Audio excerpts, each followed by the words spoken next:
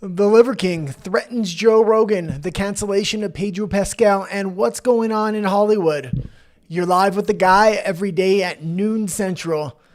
Where we cover pop culture and politics. And we have the beautiful producer Nat over here making the show look good. She forgot to do one of the switches, but that's okay. Hello. Oh, well, you did it now. Okay, let's get right into the first article.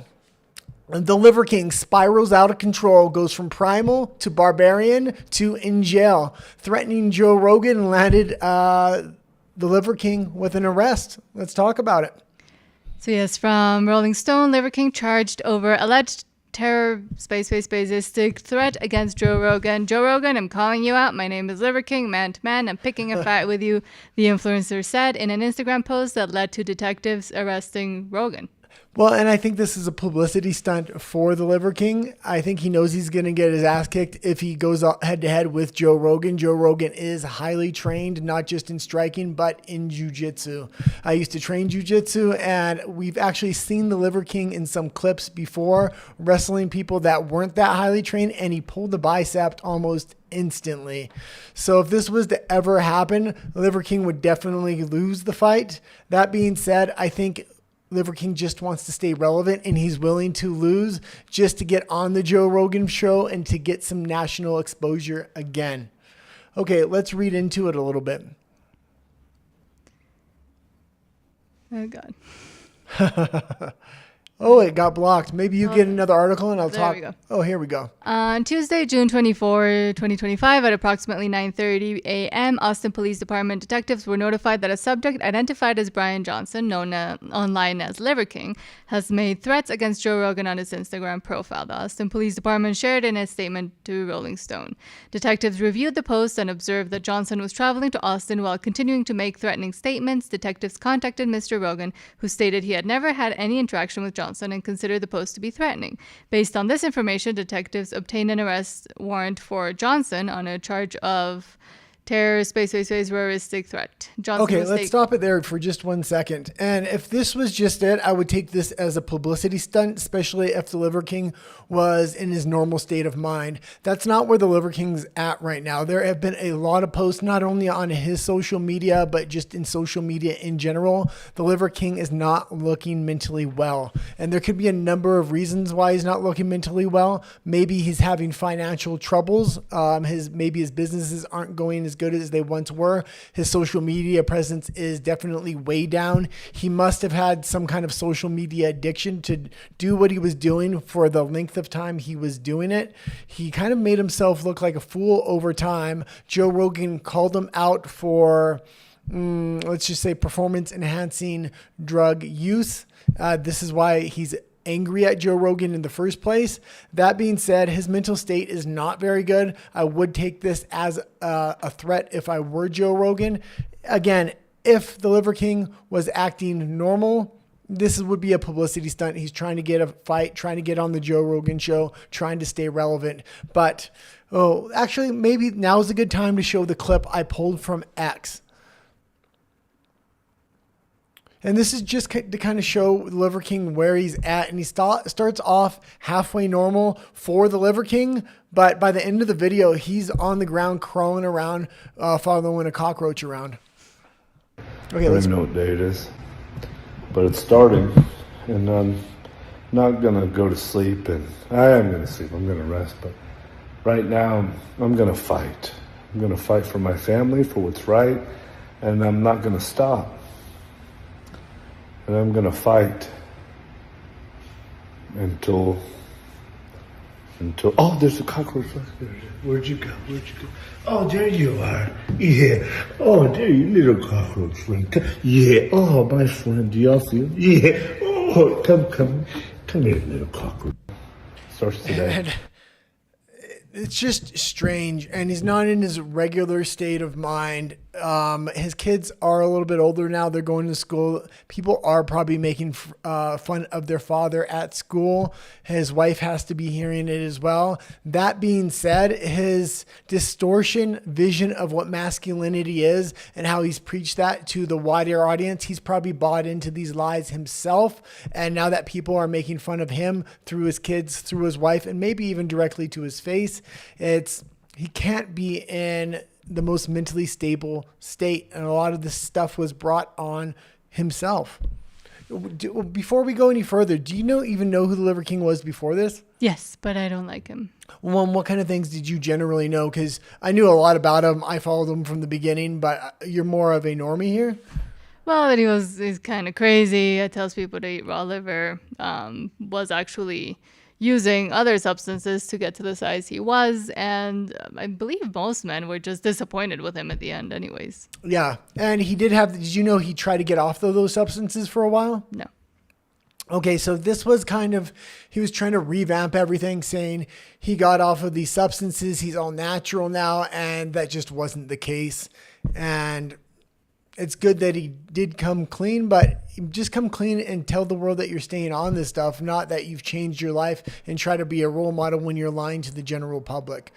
He's also on an extreme amount of these substances. It's rumored that emails were leaked where he's on about $11,000 a month of this stuff, which can't be good for your body. Joe Rogan is almost like the non-toxic version of the Liver King. He is on TRT therapy and stuff like this, but a limited amount. He emits it, and he has a real vision of what masculinity is, not this false, overblown sense of masculinity the Liver King puts forward that hopefully not too many young males are buying into.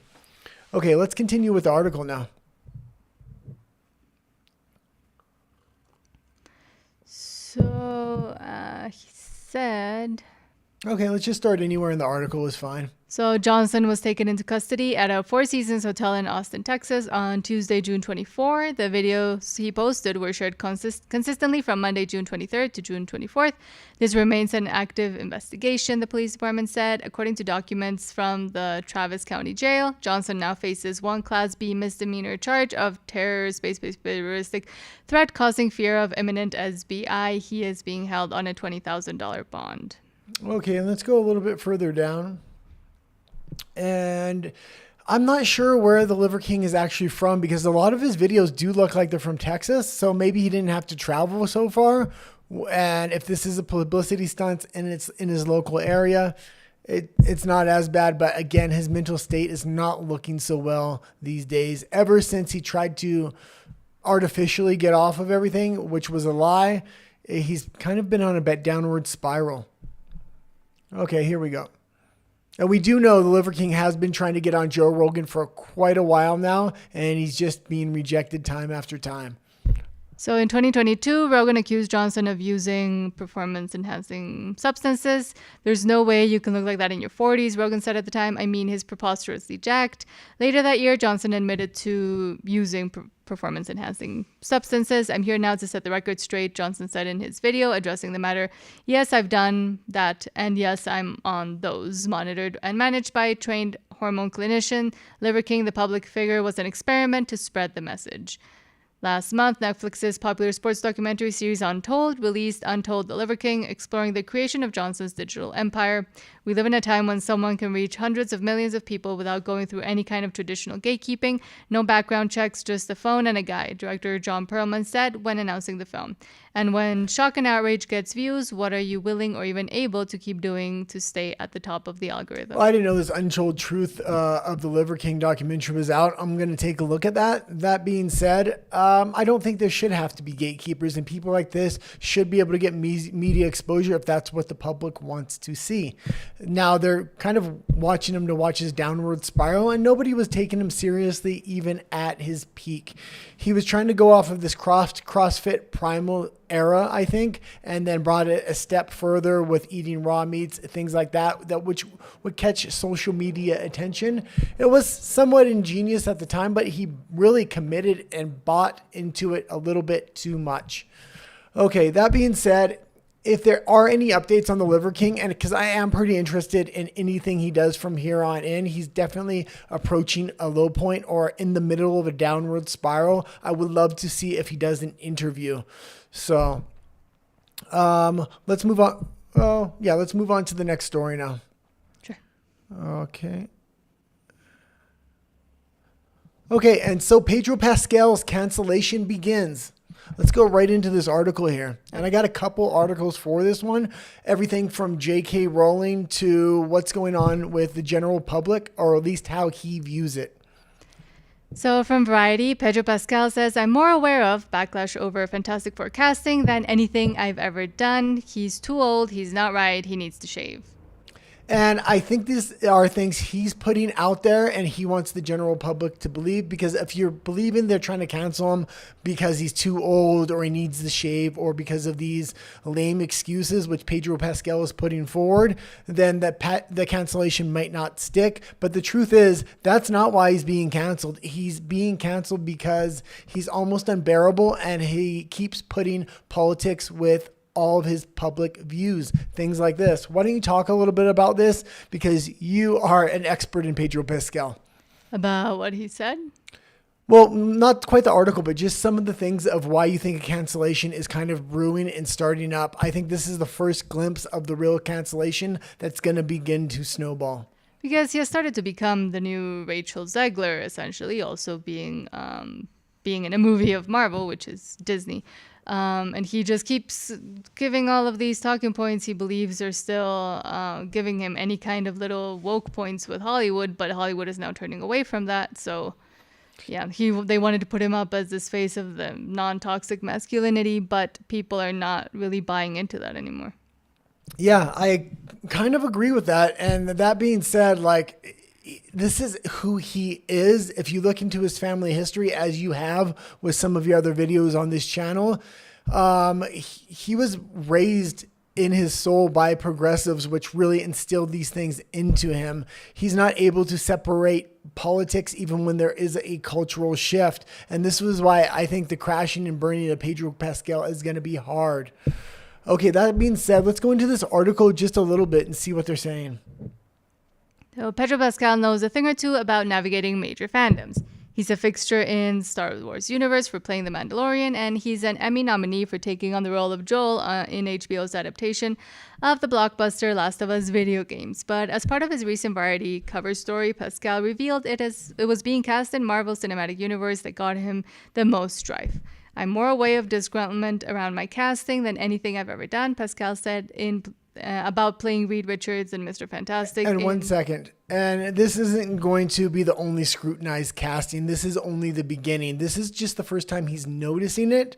Every movie he does over the next couple of years, I think there's going to be major scrutiny. A lot of these films are already done, are in production.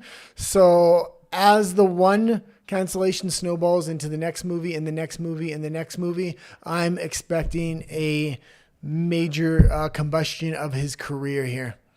Pascal said the regular complaints he hears are as follows. He's too old, he's not right, he needs to shave. And where is he getting these ideas that because he doesn't shave or he's too old, they're trying to cancel him? Most of the male action stars today are twice his age or a lot older. Hollywood is having trouble making new stars, so they're just recycling the old ones. Pedro Pascal is actually young for these stars, and it's somebody they've tried to manufacture and put in the public eye as the new form of masculinity and Hollywood's new star, but people just aren't buying into it. He has had the prime roles which you would want to catapult a career off of, and it's just not working. The masses are starting to reject this guy.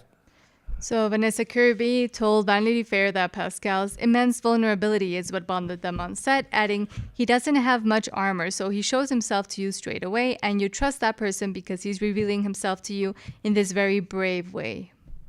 That's just a bunch of malarkey. That's all I gotta say about that. He looks creepy on stage when he's touching women and stuff like this. And if this was coming from anybody else, he would have been canceled. But he's Hollywood's golden boy, so nobody wants to kind of upset him, and they want to try to attach themselves with his career. Attaching yourself with Pedro Pascal may mean your own cancellation at this point. Mm-hmm.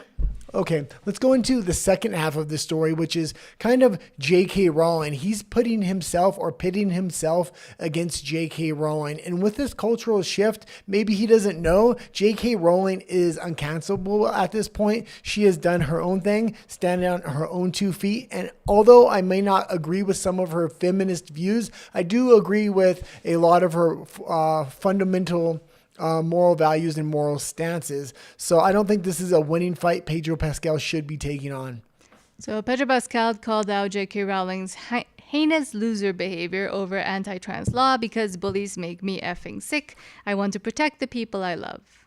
Yeah, if anything, Pedro Pascal is a bully, and he's using this shield of virtue and moral standing, which he thinks he has, to kind of put other people down and raise himself up and raise this progressive ideology up. This is not a political channel. Our political show is at night, so I'm not going to get too much into it, but why don't we continue to read the article here a little bit? Pedro Pascal said in a new Vanity Fair cover story that bullies make me effing sick when the topic of Okay, J.K. let's move down on the article a bit. Okay, the Harry Potter author has regularly courted controversy since 2020 for sharing anti-trans views on social media. Pascal's younger sister, that used to be a brother, Lux, came out as transgender in 2021. The actor made headlines in April for slamming Rowling's heinous loser behavior after she celebrated the UK Supreme Court's anti-trans ruling that transgender women are not legally Yeah, and let's considered talk about women. his sister for a moment here. His sister, that used to be a brother, his father runs a fertility clinic where he was taking eggs from one woman and planting them in another without their knowledge of this, which created lawsuits and criminal charges, which he fled the country for. He's recently returned, paid major fines, and paid the best lawyers to kind of clear him of this.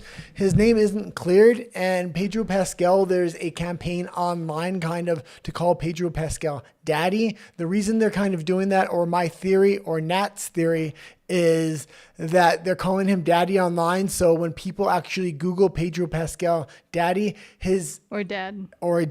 that his dad's past history doesn't come up and tarnish Pedro Pascal's name. Pedro Pascal actually changed his last name because of his family history. He says it's not because of his family history, but it's very apparent when you start digging into this guy. He changed his last name to kind of separate himself from the demons of his family's past. And the issue is not so much what his dad did or didn't do, but the fact that, number one, Pascal has not denounced it or even tries not to talk about it, but also that Pedro continues to exist and see himself as this victim because he's a Latino, even though he lived most of his life in the US. And he continues to try to use this victimhood cachet he has as a Latino, as a refugee, which, I mean, for a refugee, he had it quite nice. And that's the issue. Well, it's not he's so much using his father, but he's using this label of refugee because a lot of people might not know that he is a high class refugee, meaning his family had money. They can buy a house right when they came to the country. They were able to do all this stuff legally, and he doesn't embody what people normally think of as a refugee in any way, shape, or form. He was sent to the best schools, had the best privileges. This is not what you think when you think refugee. He's using this label to kind of move up the totem pole. Mm-hmm. And if you want to Google it, or you can watch the video I did about Pedro and his father and why he changed his last name. But Pedro's father is Jose P. Balmaceda, and Pedro's actual name is Pedro Balmaceda Pascal, not Pedro Pascal. Yeah, so if you want more, check out Nat's video. What's the title of the video? Pedro Pascal? I don't remember. Exposed. Something like that. Well, check out the video. It is on this channel. We only have a couple edited videos right now on this channel. Most of our content is on our other channel, Nat and the Guy in Espanol. That's our primary channel. Again, we're trying to get to 1,000 subscribers here. So if you haven't liked and subscribed, please do so. 5 more will get us to 200. Okay, let's go into I'm glad you didn't say something there. That was going to be the cut. Okay, let's go into the third article here. And no. Just bring me up first. You are. Hollywood's forced diet and budget cuts, the good, the bad, and the ugly. Let's get right into the article. So from Deadline, Verve sets temporary salary reductions and other cost-saving measures amid belt tightening in agency industry and beyond. Okay, let's actually read a little bit of this article right off the top before I give my thoughts and opinions here. Talent agency Verve has implemented salary cuts for employees above a certain company threshold, said to be in the six figures, with a percentage reduction believed to grow progressively larger for higher earners, sources tell Deadline. The move, which we hear was communicated recently during internal meetings, is temporary and in effect until the end of the year. Yeah, this is temporary and in effect to the end of the year until they extend it and this becomes the industry norm. This isn't the only company doing this. We're going to have a couple stories that kind of encapsulate the decline of what's going on in Hollywood or possibly the transition. So let's continue. And I think this is going to kind of encapsulate the pay cuts, the salary cuts, things like this as they transition a lot of positions and a lot of these studios transition into AI. Additionally, Verve is said to be closely scrutinizing expenses and assistant overtime with the goal of reducing costs in those areas too. The measures are believed to be in response to the tough market conditions as the entertainment industry is undergoing contraction, which impacts agencies like Verve, whose business is primarily in film and TV, particularly hard. Yeah, and I would somewhat disagree with this. They're still spending hundreds of millions of dollars on movies. They're trying to gatekeep the theaters by saying, in order to get into theaters, you have to spend a certain amount of money on the movie. And they're getting these theaters to sign contracts that they have to play a certain number of these big budget studio films. So it's really hard for an independent film to actually get distribution into a theater for wide release. That being said, I think the new magic number is between 40 and 90 million. These $100 million movies they're breaking the bank for Hollywood studios, and they're just not worth the risk, especially when you start adding on the marketing budget and things like this. If a movie costs $300 million to make, they usually spend $300 million on marketing this thing. Okay, let's go into the next article, and it's somewhat similar. It just involves another studio. From Variety, BET hit by layoffs as part of Paramount Global's latest job cuts. BET is making layoffs across multiple departments amid the broader wave of cutbacks at parent company Paramount Global. The layoffs were announced by BET CEO Scott Mills in a memo to staff Wednesday, which was obtained by Variety. As Paramount's co-CEOs recently shared, the company is taking further steps to streamline Paramount to ensure it is positioned for continued success. Mills wrote in the memo, BET is not immune to the conditions necessitating these actions, so we too must reduce staff within our organization. Yeah, and kind of like what I said with the last one, I think they're cutting off all the fat. They want to keep all these subdivisions like BET around, but they want to minimize how much they're spending. And then they'll begin to expand the company in the new era, whether that's AI or smaller budget projects, but more projects, things like this. And I really do think smaller budgeted projects, but a lot more of them is what they're going to do because they just want content. They can reuse that content on multiple streaming platforms, on cable and streaming in a lot of different ways. I think the future is smaller budgeted, more lean budget films using a lot more AI, things like this. So what do you think is kind of the future here, or why do you think these cuts are being made? Well, as with many other industries that essentially got captured by multiple different streams of ideology, etc., Hollywood and all the things that move around Hollywood got bloated with a lot of HR, a lot of people that were there, paper pushers essentially, and rule enforcers of the new rules of ideology. Yeah. Okay, let's go into the last article here, and I'm trying to keep in the same vein here because I think it's all really related. They're making budget cuts, but I think AI is coming. This is kind of bad news for studios. What happened here, at least from what I hear, I haven't actually read the article. This is one of the 3 articles I kind of grabbed at the end because I thought it would fit in well with the subject matter. Let's read into it a little bit. So from The Hollywood Reporter, bad news for movie studios. Authors just lost on a key issue in a major AI lawsuit. And 1 second, I'm going to stop you once in a while, but we're going to read through quite a bit of this article because this is the one thing I'm kind of researching live.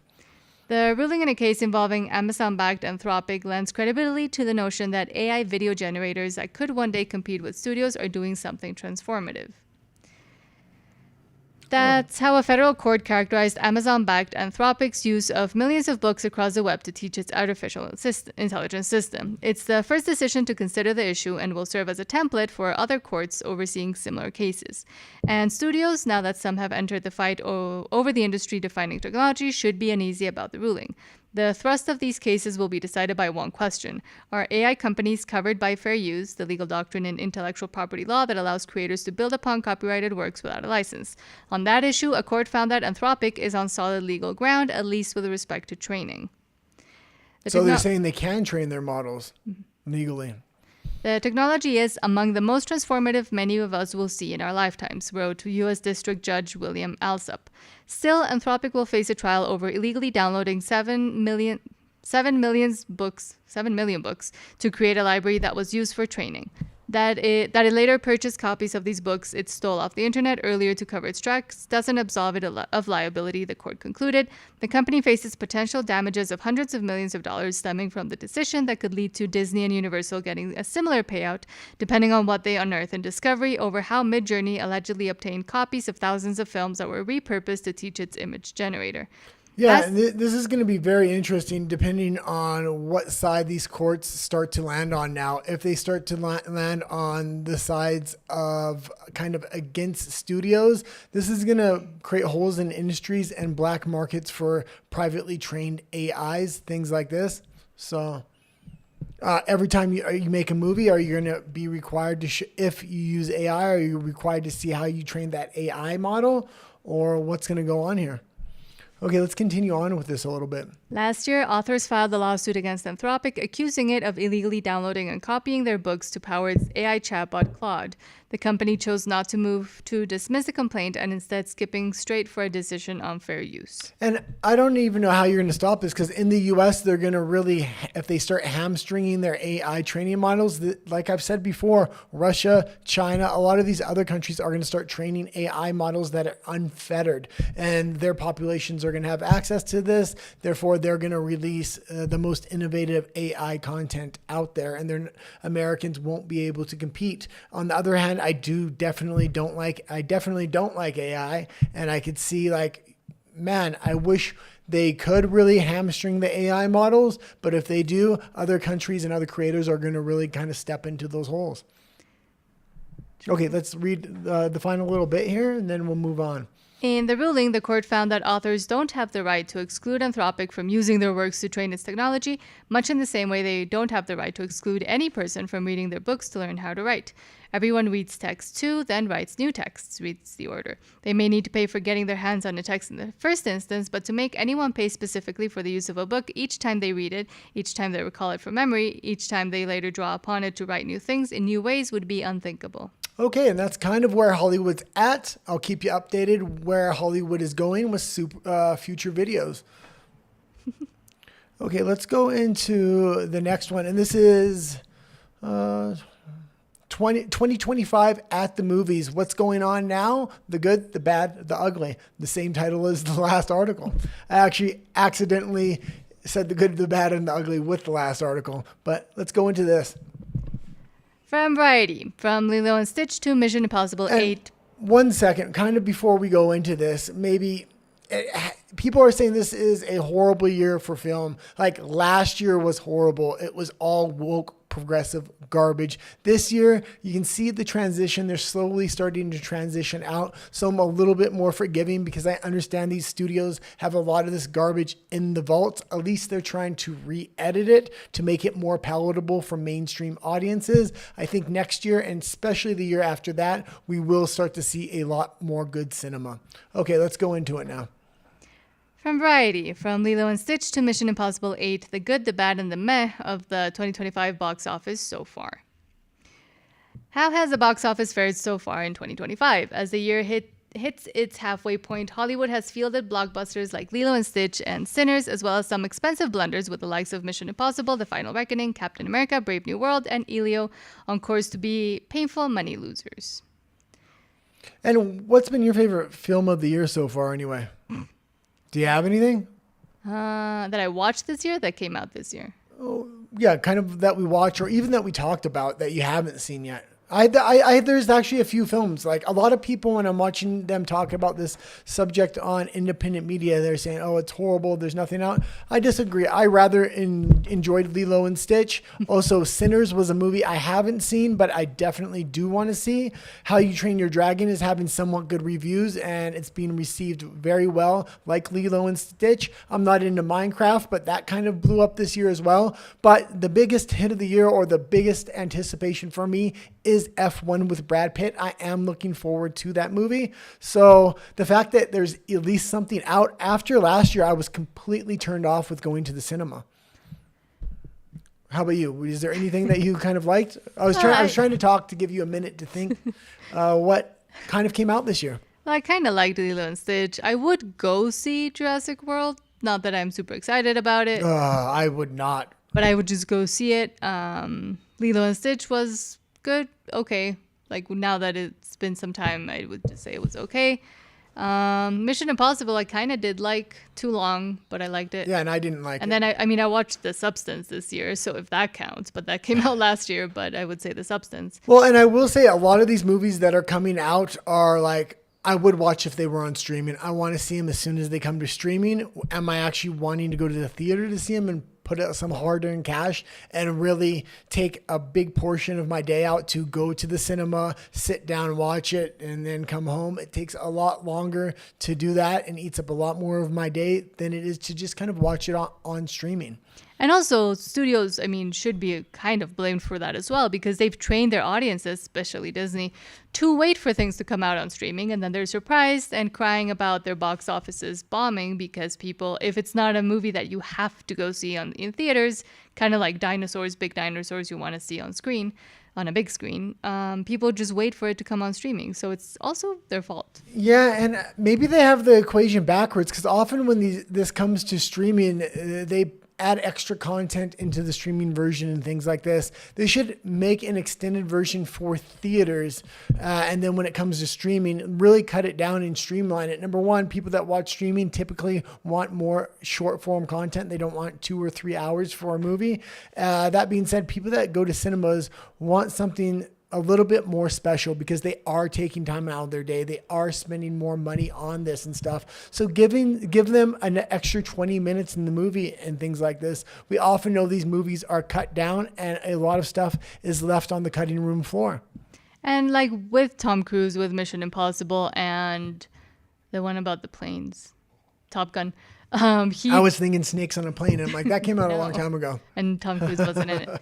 No, but he did come out and thank the audience and talked about the movie. I believe they also did that in Sound of Freedom, where the creators or the actors come out and talk about it. They could even add a bit of the behind the scenes or how this stunt worked and not put that on streaming or YouTube, and then only the people that go to theaters get to see that specific scene. I think you're right, because use your actors and your real talent to go promote this movie in major cities. If you're going to come to Mexico and you think it could be big in Mexico, you just really need to do a promotion or tour with Mexico City. So you only have one main actor. You can't put them all over the country. Throw them into Mexico City, throw them into New York, throw them into LA, maybe even throw them into a couple small towns where it's a big event if a big actor comes there. Why do I say this? Because promoting a movie with a big actor is something AI can't compete with.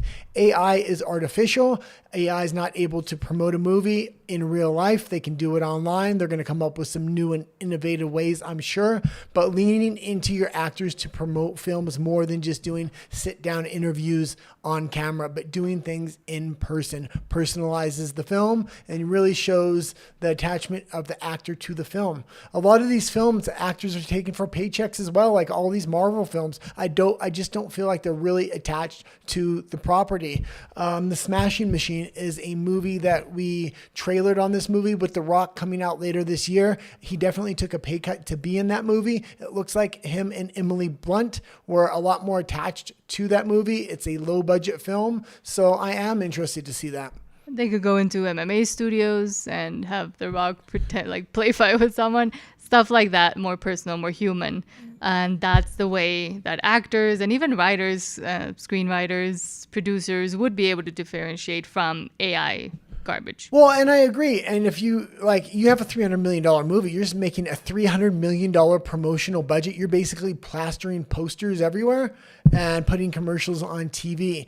People aren't even really always paying attention to that, especially if the movie doesn't look good or it's more of a slow burner movie. It's harder to make a trailer without spoilers for that. So coming out with new and cheap, innovative ways to promote films is kind of where I think the future is at, especially if they start dropping the budgets to these movies between 40 and 90 million and making more of them with more specialized studios. Mm-hmm. Okay, let's go a little bit more into the article. The good news is there's been a mix of broadly appealing tentpoles, a Minecraft movie, kid-friendly fare, How to Train Your Dragon, and critically acclaimed movies for older crowds, The Phoenician Scheme. As a result, ticket sales are up 18% from 2024, according to ComScore, but the movie business has yet to regain its pre-Bad Times form, with the box office down 26% from 2019, when Pan just seemed like a dystopian idea from a Steven Soderbergh movie. Okay, yeah, the box office might be down 26%. These budgets are way up. If they can start making leaner movies that are better script written, better directed, things like this, not so cookie cutter, they can turn a $300 million movie with a $300 million marketing budget, which is over $500 million. That's $600 million. You can probably do that same movie for around $90 million, maybe a $50 million marketing budget. It's a lot more reasonable, and that 26% that theaters are down, nobody will be losing money if they can just cut how much these movies are costing to make. And I think a lot of this has to do with money laundering and things like that. A lot of these movies shouldn't cost the amount they are. Mm-hmm. And Hollywood has a long history with money laundering, by the way. I kind of talked about it in past episodes. There's still plenty of promise on the horizon, from Superman, I don't know if I'd call that promise, but to Wicked for Good, to Avatar Fire and Ash, also not promising. And let's just stop right there. None of those are promising. They all have a lot of backlash already mounting. We want original scripts, original IP properties. All of those are sequels. Superman is a reset, but how many Supermans have they made in the past? Avatar, this is like the third or fourth one. Like, people are going to start getting burned out. The last one, actually, they waited quite a bit of time before they released it. So there was an anticipation and a build for it. You can't just release IP after IP after IP. Wicked just came out last year. This is the second part. Yeah, that's what I'm saying. So it's the second part of But it's the same IP. story. It's the same story. It's the same story. Give me an original IP. Let me think. F1 with Brad Pitt. Original story, original IP. Perfect. But with 6 months of grosses in the can, here's a look at what soared, struggled, and fell flat at the box office. So good, Lilo and Stitch. Global box office up to now, 910 million. And it does look like it's going to be the first film this year to hit $1 billion.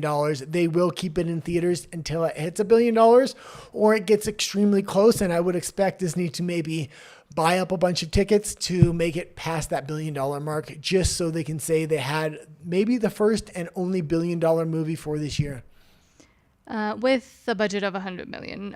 Sinners global box office 363.8 million with a budget of 90 million. And one moment, Sinners here made 363 million worldwide, but it only had a budget of 90 million, and it did a lot of innovative filmmaking with new cameras, new kinds of film, the way they put it together. I watched the making of Sinners. It is very interesting. They could have shot that movie for about 40 million. They did a lot of innovative things, and with those innovative things, it still only cost them 90 million. That's why I'm saying between 40 and 90 million, I think, is a sweet spot for new Hollywood. A Minecraft movie, global box office 954.4 million. Is it still in theaters right now? 150 million. I don't think it is. Because Minecraft movie isn't my kind of movie, but I would have loved for the first studio to break $1 billion this year to not be Disney. Because I don't think they've changed enough. And even though the audiences are trying to tell them, just do normal things. Don't go woke and you won't go broke. They don't seem to be understanding. Okay, let's continue. Final Destination Bloodlines, 280 million global box office, budget 50 million. Again, budget $50 million. Go back up to Minecraft for a moment. and it had a budget of 150 million. So still not a $300 million budget, but still Minecraft is a lot more. Final Destination was well received, and it did have a good promotional campaign along with Sinners. They were doing new and innovative things. Horror movies really have an opportunity to lean into horror history, put different kinds of movie posters, much like Sinners did, and they did it in a modern sense, but they leaned into traditional movie posters. Okay, let's continue. Materialists, global box office, 31.4 million, budget 20 million. Okay, this was a horrible movie, and are they trying to say this was a success? This was Pedro Pascal in a throuple couple. It was a story about cheating. Yeah. Modern love. I don't know if they're saying it's good, but And if you have, it says it has impressive staying power. if you have a $20 million budget and you only made $31 million, that budget does not include the marketing budget, which is another $20 million. So it's $40 million. That movie lost money. Don't go see it. Okay, let's continue. But that one did drop to less than 50%. Dropped less than 50% in its second weekend of release, so it kind of stayed on. Sinners, it really didn't drop off week after week, and that's what really made that movie. There was a lot of backlash against Sinners in the mainstream media. It was almost like an organized hit campaign, yet it was able to bust through that. It was like the Donald Trump of movies. It just kept going week after week. And now bad. Snow White, global box office, 205 million, budget 250 million. And we've covered Snow White in depth. Maybe not on this channel, well, I guess on our lives, but on the other channel, man, we talked about it like every other independent media content creator. That movie was out for cancellation. It got Zeglered. Okay, let's continue here. Mission Impossible, The Final Reckoning, global box office, 540.8 million, budget 400 million. Yeah, and I do like the direction that movie at least went back into traditional filmmaking, really trying to make a good action movie. It didn't hit with me, but I like the direction it went. I'm glad to give my money to a movie, even if I don't like it, if I think it's kind of telling Hollywood you're going in the right direction. And I do think with Mission Impossible, it was the runtime and also the marketing budget. Well, not only the runtime, but the first hour of the movie was an extreme slow burn, and I was taken out of the film by the time the action sequences actually started. Now, Elio, global box office, 34.9 million in its opening weekend. It just opened. And that's the budget, 150 million. And that's the movie that is up for current cancellation. I don't even know if it's up for cancellation. It's just a bad movie nobody's going to see.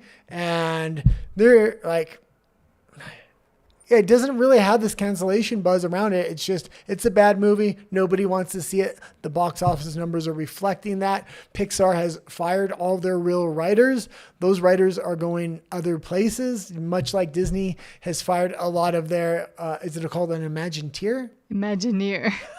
An Imagineer. Those Imagineers were let go, brought in for DEI hires, and now those Imagineers are working at Universal. It's going to be hard to get them back, much like the animators at Pixar. It's like Imagine and Engineer. Yeah. Imagineer. Sorry, writers at Pixar, not animators. Although they may have animators too, yeah. Yeah, they may have done it with their animators as well.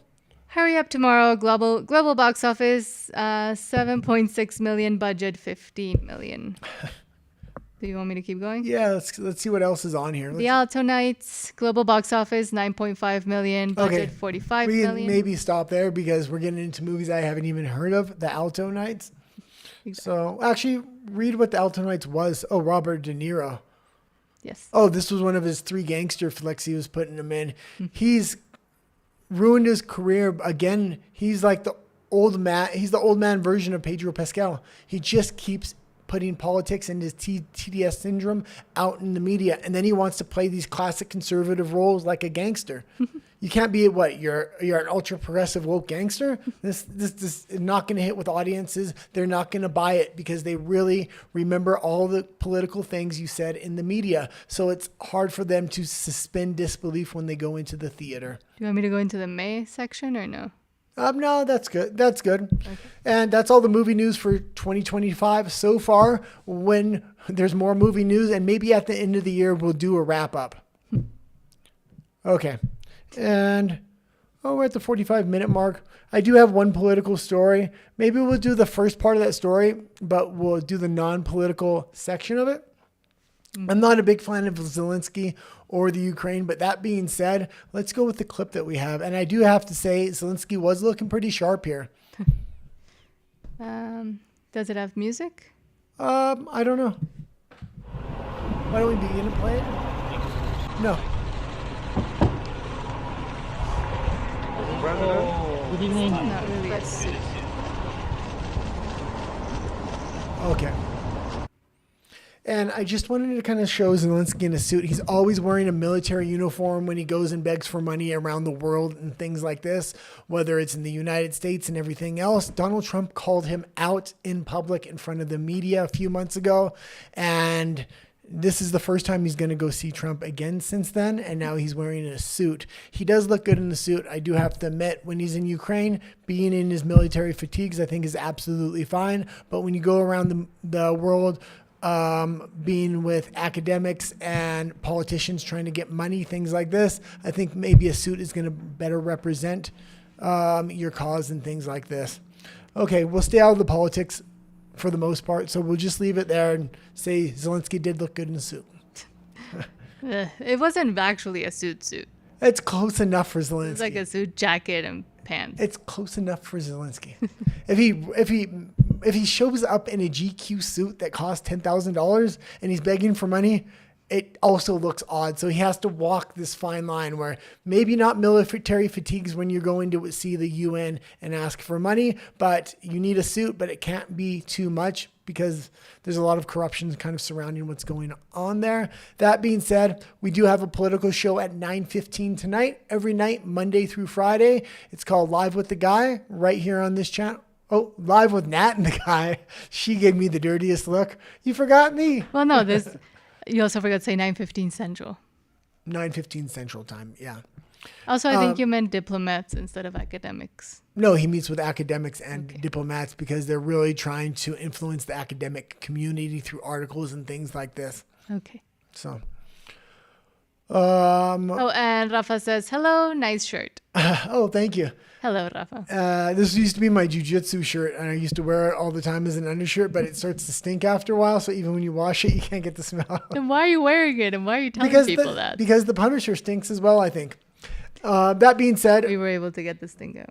I also did put that Zelensky article in there because what's going to happen with the UN kind of meeting this week with Donald Trump being over there, there should be huge news kind of breaking out of there. They called Donald Trump daddy today, at least the head of the UN, NATO did, which was really funny. We'll cover that article in full tonight and the clip. Okay, well, that's it for today's show. Thanks for tuning in. Sorry for cutting it 10 minutes short, especially when Rafa just came in.